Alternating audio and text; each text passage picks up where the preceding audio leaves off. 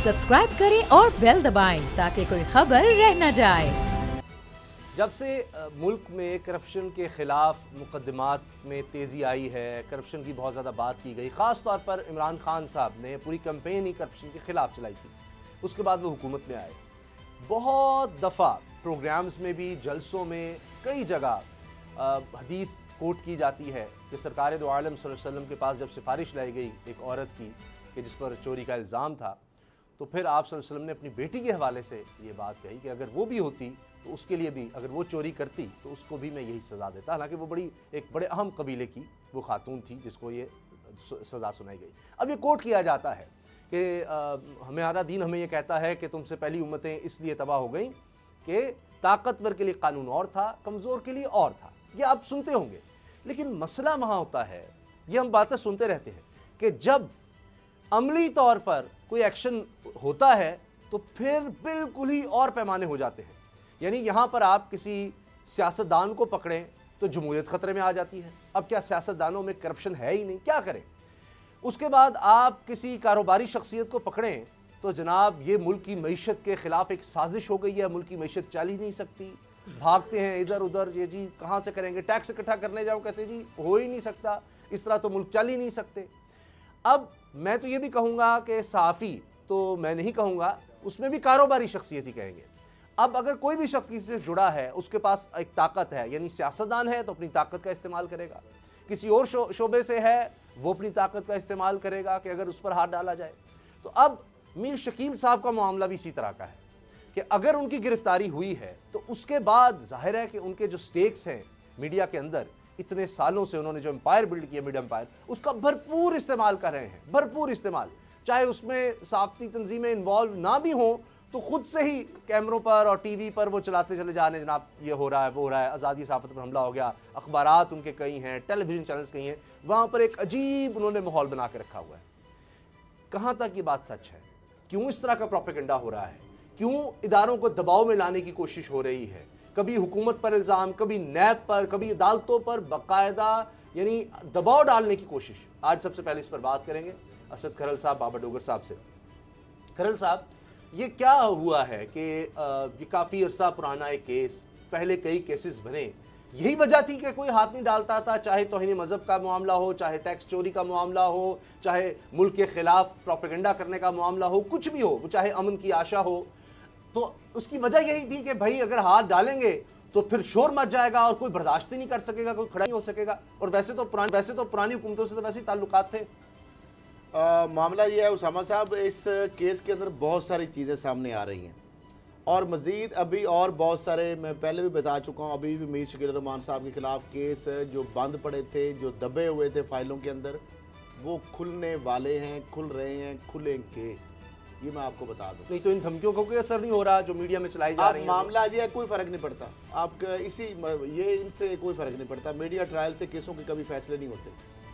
अब मामला ये है कि जो ये मामला 86 की बात है ना, 1985 दिसंबर में एक डिनर हुआ था जब नवाज शरीफ साहब वज़ीर आला बने थे। और आपको मैं ये भी बात बता दूं, मैं नहीं कह रहा, उनके एक वो सीनियर आदमी सोहेब मरगूब साहब ने ये खुद एतराफ़ किया इस चीज़ का या इंकशाफ किया है, जो सीनियर पोस्ट पे रहे, मैगजीन एडिटर कई साल, एडिटर मैगजीन कम से कम 20 साल एडिटर मैगजीन, बहुत सारे जंग के अफेयर को बड़े करीब से उन्होंने देखा है।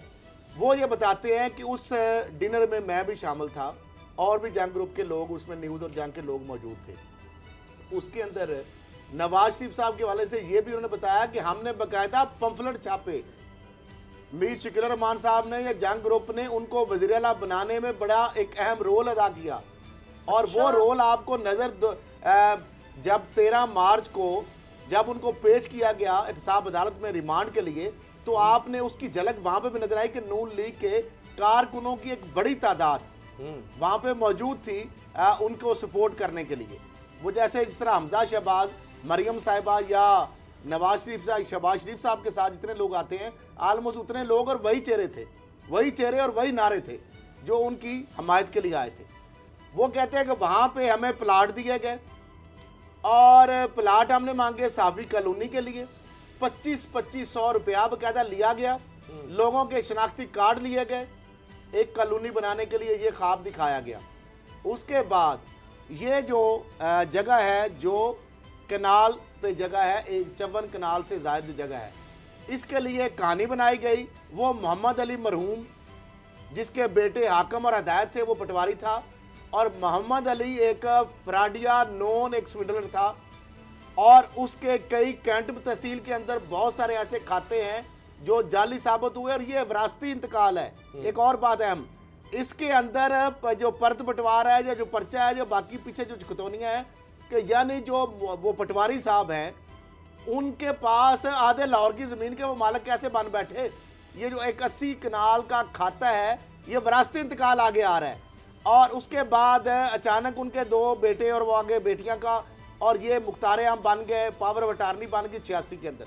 अब ये बड़ी हैरानकुन एक मैं आपको जो इंकशाफ करने जा रहा हूँ, बहुत अहम इंकशाफ है।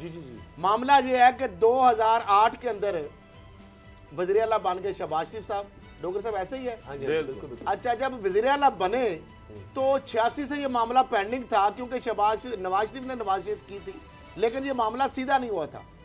शहबाज शरीफ साहब ने जब फाइल मंगवाई तो उन्होंने फाइल अपने पास रखी है, जो आज तक उनके पास है या कहीं है LDA में फाइल, वो गायब हो गई है। अच्छा, 86 से लेकर 2008 तक जो फाइल है वो उसी साफी कॉलोनी के नाम से चलती रही, उसी के नाम से बोलती रही। बहुत सारे किरदार उसके नैब में सामने भी आ जाएंगे, अच्छा, अगर नैब उनको बुलाएगी तो। ठीक है। अच्छा, अभी अब नवाज क्या शरीफ को हुआ, बुलाया। अब वारदात क्या हुई? जी, जी। 2008 के बाद उन्होंने कहा जनाब मीर शकील रहमान ने कहा कि ये तो बिल्कुल खाता ही साफ हो गया है। 2008 से लेकर 2013 में फाइल दोबारा बनी, यानी 1986 वाली इस जमीन का जो बता दिया गया था कि जनाब ये जमीन है 54 कनाल से जी, ज्यादा। ये साफियों के लिए। अच्छा, अब मामला ये है कि दोबारा 2008 से प्रोसेस शुरू हुआ फाइल के अंदर, जी, जी। ये जो अभी फाइल है, और 2013 के अंदर जाके अवार्ड हो रहा है। रकबा एक्वायर हुआ, वो समरी CM को जो पुट अप उसमें लिखा हुआ है कि ये जो एग्जीक्यूशन एक्वायर हो गई थी 1981 के अंदर, 86 में उसका मोटेशन हो ही नहीं सकती थी, वो भी गलत काम हुआ। फिर यहाँ पे अवार्ड आ रहा है 2013 में जाके, उसके अंदर वो EDOR, वो तहसीलदार, वो पटवारी महकमा रेवेन्यू के, और LDA के DG से लेकर नीचे तक 4-5 लोग वो शामिल है उसमें। फिर 2013 के अंदर बकायदा डेवलपमेंट चार्जेस दिए जा रहे हैं, 2013 से 16 में जाके। यानी मुझे ये बताया कि 54 कनाल के अंदर सुई गैस के पाइप बिछे हुए, सुई गैस के पाइप बिछे हुए, कितने लाखों के होंगे वो। फिर उसके अंदर डेडिकेटेड बिजली के ग्रिड और खंबे लगे हुए हैं। जी, जी।